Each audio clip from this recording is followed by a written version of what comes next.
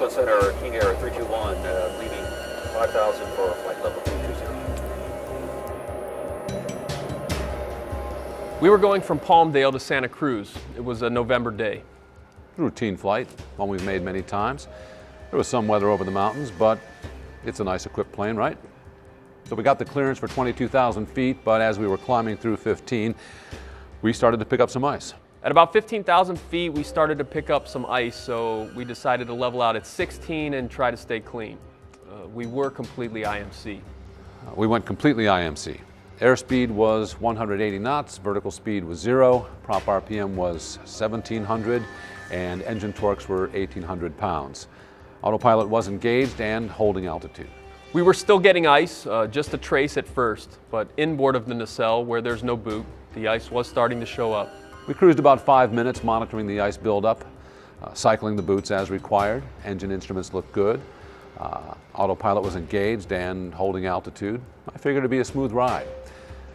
I watched the ice build and cycle the boots. A bunch of ice broke away, but not all of it cleared completely. Propeller ice would occasionally shed, hitting the fuselage.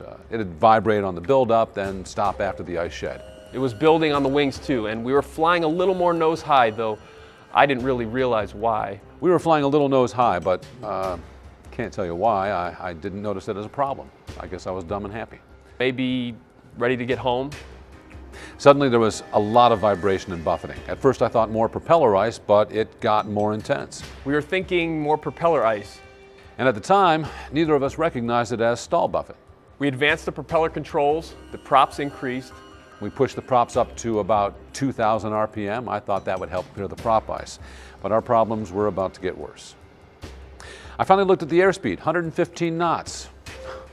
How'd we get there from 180? At the same instant, the left wing dropped. Then the autopilot disconnected and we rolled. We went about 90 degrees. What you have just seen is based on a true story.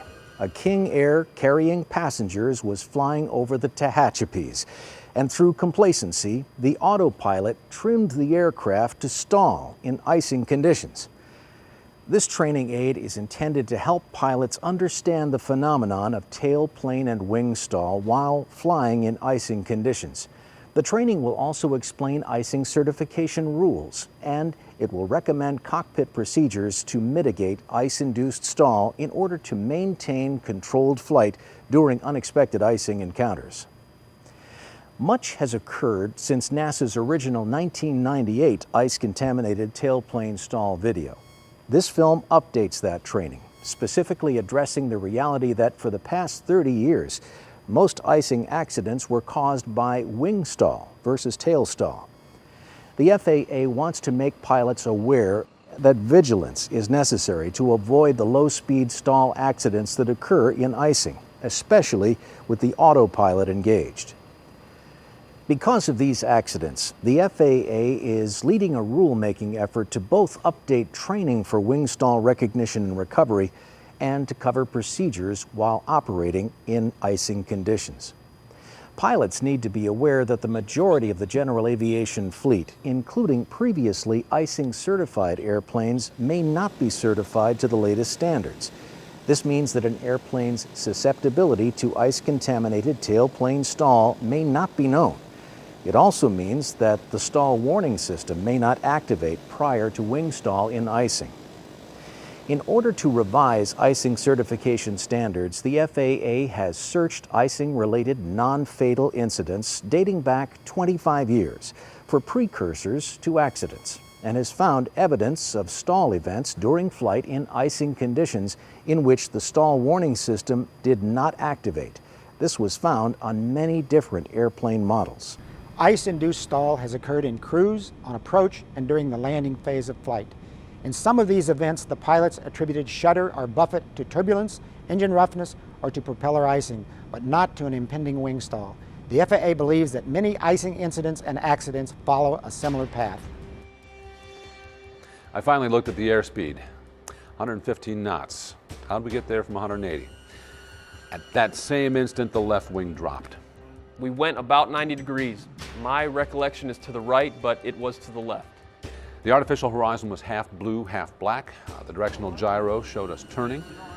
I pushed the yoke forward and applied maximum power and worked the rudder. Just a tiny sliver of blue crescent was visible, and the blue slowly moved up. The gyro showed us turning.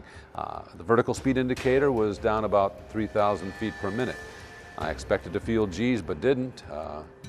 And no stall horn.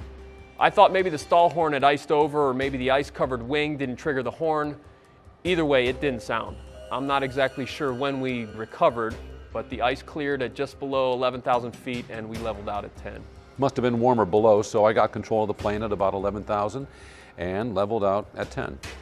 I apologized to the passengers for the excitement and attributed it to prop icing. But I know now that we had a wing stall due to ice and complacency, my complacency. I don't know how I missed it. You'd expect that it could manage a little ice, but it didn't. Not that day.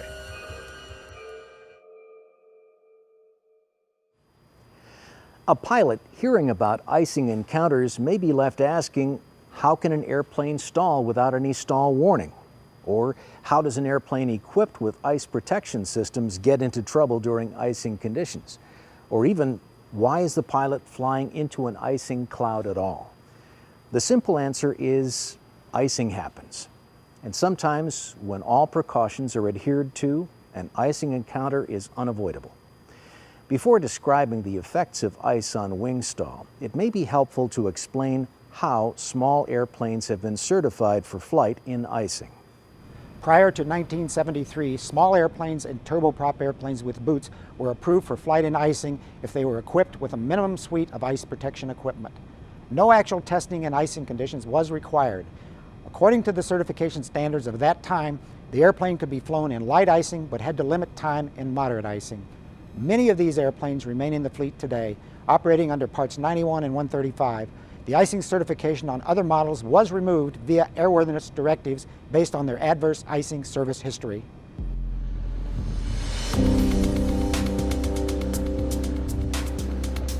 After 1973, airplanes had to demonstrate safe operation in cloud icing conditions. These conditions are known as Part 25 Appendix C conditions.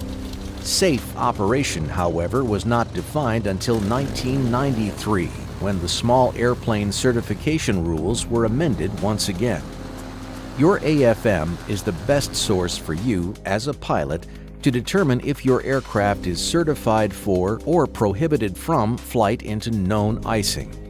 But your AFM won't tell you what testing was done or what certification standards your plane was built under.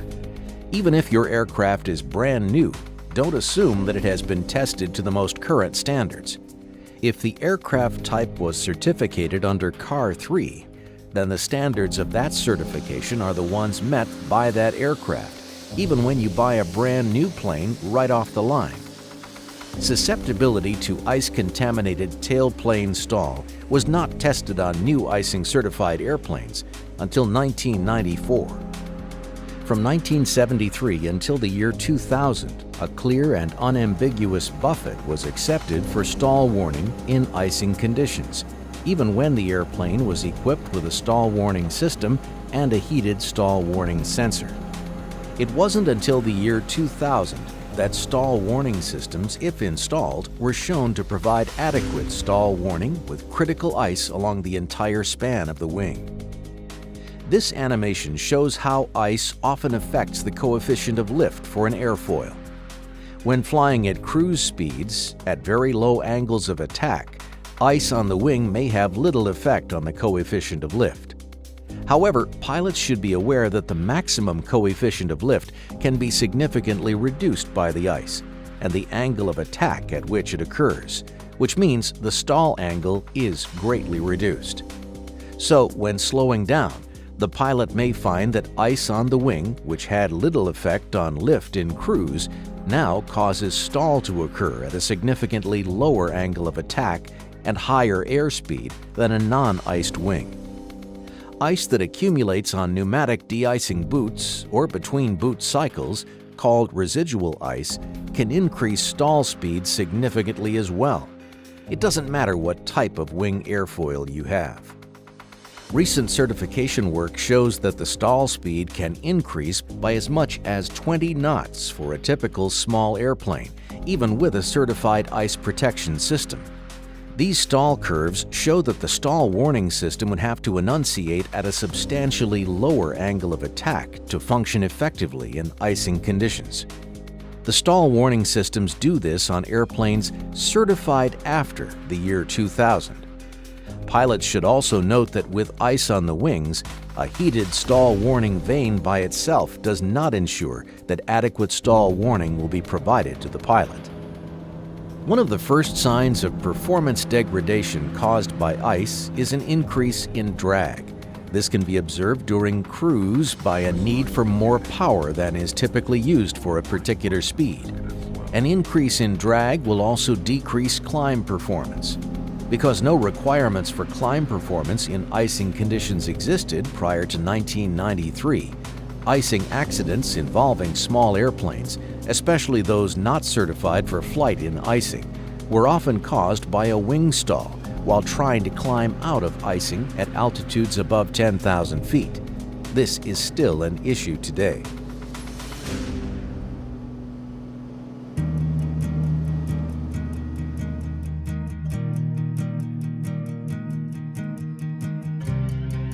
Another way icing can affect the aerodynamics of an aircraft happens when ice forms on a horizontal stabilizer, triggering loss of lift at the tail. Back in 1995 through 1997, NASA did a tailplane icing program using the Twin Otter, which resulted in the tailplane icing video that this training video replaces. A follow-on program in 2001 was done on a Twin Otter, which investigated both the wing and tail stall by application of ice shapes on both the wing and tail leading edges. This was a great opportunity for me.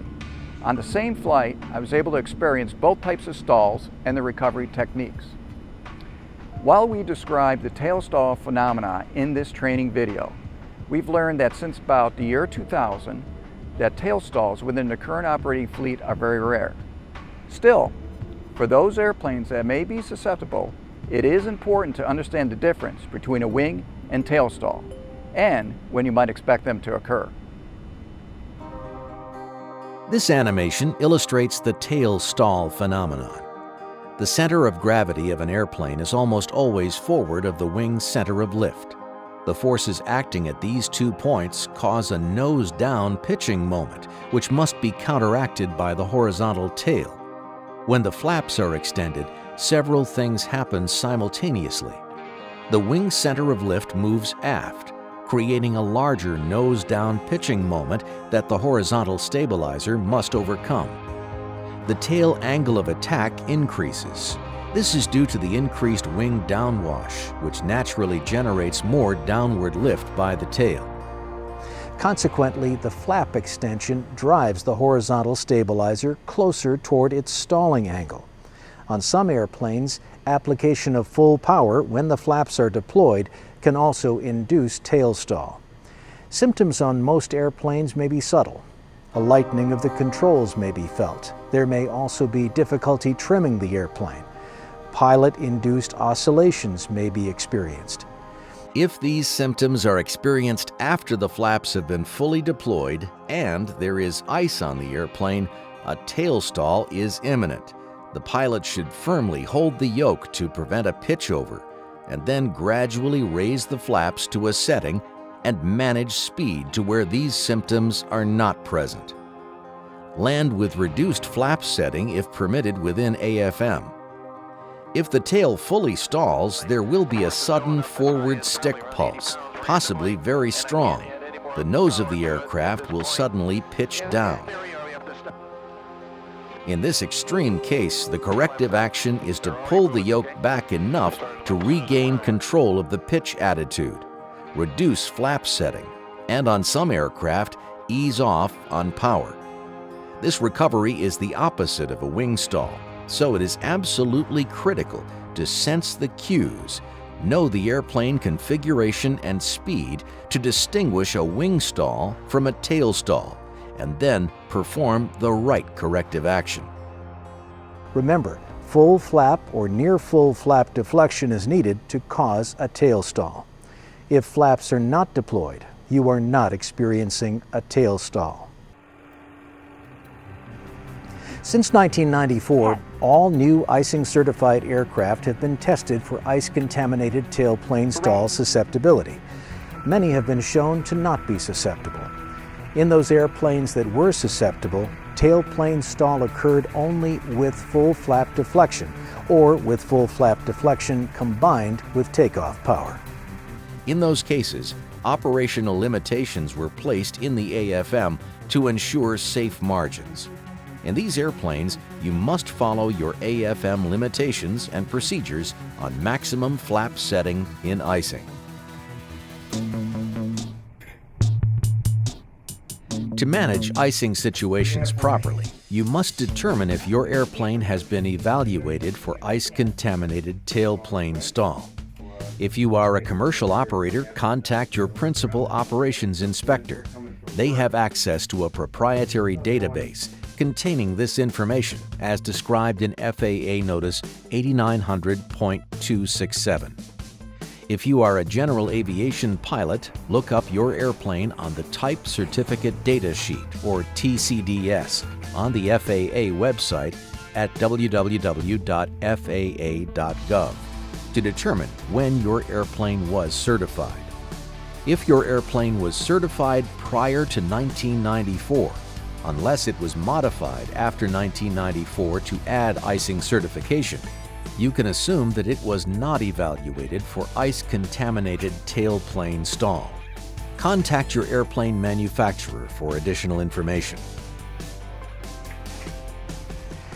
The FAA has made the following recommendations for flying in icing conditions based on NASA tail stall research and on years of certification flight test experience on numerous airplane models.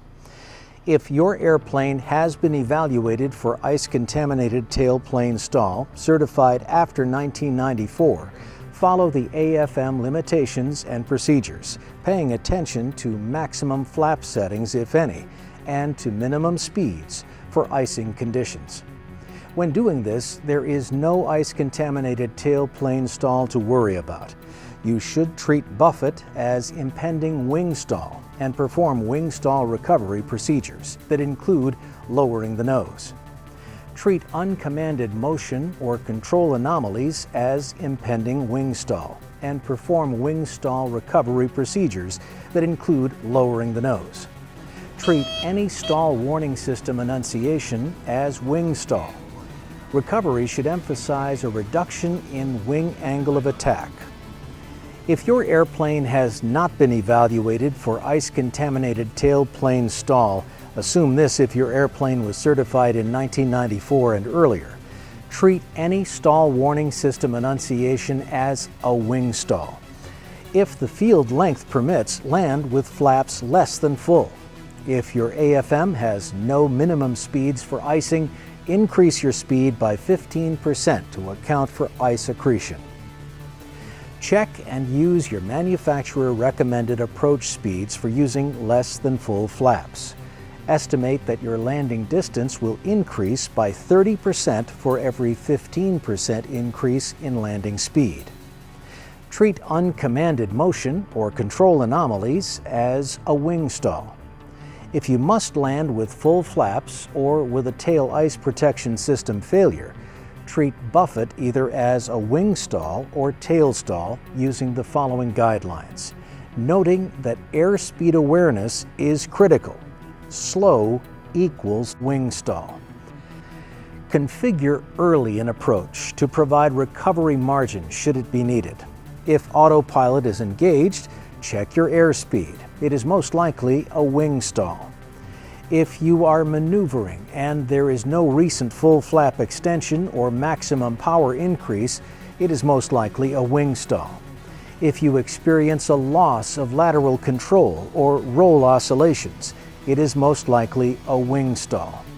If you just extended flaps to full settings, or you just applied maximum power with flaps at full settings, and you experience an uncommanded pitch down, or an apparent loss or reduction of pitch control, you are most likely experiencing tail stall. Apply tail stall recovery procedures. On airplanes with stick pushers, remember the stick pusher activation looks like an uncommanded pitch down, but still indicates a wing stall. Airspeed awareness is critical. Slow equals stall. If you must climb to exit icing conditions, fly at or above your airplane's minimum airspeed for icing. Don't rely on the stall warning to keep you safe. Consult your AFM limitations under Procedures and Performance for climbing in icing conditions. If there are no limitations for climbing, consider the climb performance of the airplane and the minimum vectoring altitude when determining your route. Plan for exit strategies during your pre-flight planning. Don't assume you can climb with ice on your airplane. Climb performance is degraded, sometimes significantly in icing conditions. Only consider climbing when ice first starts to build up on the airplane. Otherwise, descend to get out of the ice. Never fly below the minimum airspeed in icing. If you can't maintain at least the minimum airspeed in ice during a climb, then stop the climb right away and initiate a descent to exit the icing conditions to maintain your airspeed. If you ever find yourself in a position where you can't maintain the minimum airspeed in icing, begin a descent and trade altitude for airspeed to avoid a stall. If you've made a request to climb, descend, or turn to exit ice, and there is an ATC delay, request an immediate climb or descent in any direction and express your need to exit the icing conditions. Don't hesitate to declare an emergency if the safety of flight is in question. If you have just entered a cloud and encounter icing conditions, make a 180-degree turn if possible to exit. Above all, maintain your airspeed above minimum airspeed in ice and don't hesitate to declare an emergency if needed. Going back to the pilot's story at the beginning of this training, you may have noticed that the autopilot was on and holding altitude. But this was at the expense of airspeed as ice accumulated on the airplane. Pilots of small airplanes, particularly when flying alone, should use the autopilot if installed. But all pilots should periodically disconnect the autopilot in significant icing to check controllability. The pilot must also be vigilant and monitor airspeed closely. The FAA is aware of one severe icing encounter with a small turboprop-powered airplane in which 50 knots of airspeed was lost in a little over a minute. When climbing in icing, do not use the vertical speed mode unless explicitly allowed by the AFM. Pilots of icing certificated aircraft should not be casual about operations in icing conditions, particularly extended operations. You may encounter an unusual condition for which your aircraft has not been certificated, such as liquid water content outside the envelopes. This is sometimes indicated by a very rapid rate of accumulation and can result in runback and ice buildup aft of the protected surfaces. Another, more common icing condition that airplanes have never been certified to is supercooled large drop, or SLD, otherwise known as freezing drizzle and freezing rain. These large drops can form ice farther aft on surfaces, resulting in larger lift and drag penalties. Ice that forms aft of the leading edge protected area is severe icing. You must avoid these conditions, starting with your pre-flight planning. Do not rely on METARs at airports with no human weather observer to report freezing drizzle or any freezing precipitation when snow is falling. In 2014, the FAA published a new certification rule for transport category airplanes. New transport airplanes will have to show that they can safely operate in SLD or show that they can detect and safely exit SLD. As of 2015, there is a similar rulemaking effort for small airplanes. After viewing this film, you know that pilots must never be complacent in any icing encounter. The pilots in our opening story successfully managed their flight during icing, but the next icing cloud they fly into may bring different hazards. Each icing encounter is unique. Effectively planning for a safe flight during icing conditions begins on the ground and should include the following steps. Check for icing conditions during pre-flight weather. Know where and when icing may occur, and plan your route to avoid it. Know your airplane's icing certification. Know whether or not your plane has been evaluated for ice-contaminated tail stall. Consult the date of certification in the TCDS on the FAA website or your airplane manufacturer. In any inadvertent icing encounters, work to get out immediately. Assume higher stall speed, degraded climb performance, and sacrifice altitude for airspeed. Remember to keep your airspeeds up, even if it's necessary to descend to do this. If your AFM has minimum speeds for icing, follow them. If the AFM has no minimum speeds, increase speeds by at least 15%. Periodically turn off autopilot to check for control. If you experience shudder or buffet, it is probably wing stall. Recover by first pushing forward to lower angle of attack. On approach and landing, increase speed and use partially extended flaps or follow the recommendations in your AFM. Activate your ice protection in accordance with your AFM. This is critical on many airplanes certified since 2000 because activating your ice protection system bumps up your stall warning speed. Since the workload on approach may be high, consider activating your ice protection system when configuring for approach if there is any possibility of icing. In your pre-flight planning, remember the higher operating speeds for icing increase runway length, and your AFM may have lower weight limits. Inadvertent ice encounters happen. Pilots who inadvertently encounter icing in non-icing certified airplanes can also benefit from the recommendations in this video. In any ice encounter, the most important thing is to be aware. Cross-check airspeed, power setting with instruments, and airplane attitude. If you observe changes in any of these parameters, respond accordingly. If you don't know, find out. Determine if and when your airplane was certificated. Check your AFM for limitations and procedures in icing. If your AFM has none, follow the procedures in this training. Start your awareness in pre-flight weather. Know where the freezing level in cloud tops are. Be aware of your climb performance and that it will be reduced in icing. Be vigilant of your airspeed when in icing conditions when climbing, during cruise, and during approach and landing. If the cruise airspeed continues to decrease while maintaining a level altitude and requires continually increasing power, it is time to consider a descent. Do not let airspeed decrease unabated without pilot action. Remember, when you're in ice, work to get out. If you experience stall, remember that most are wing stalls or should be treated that way. Wing stall recovery must start with pushing forward on the yoke to lower angle of attack while trading altitude for airspeed. Maintaining control of the airplane at all times is an absolute necessity. An off-field controlled landing is better than an uncontrolled crash. Speed is life.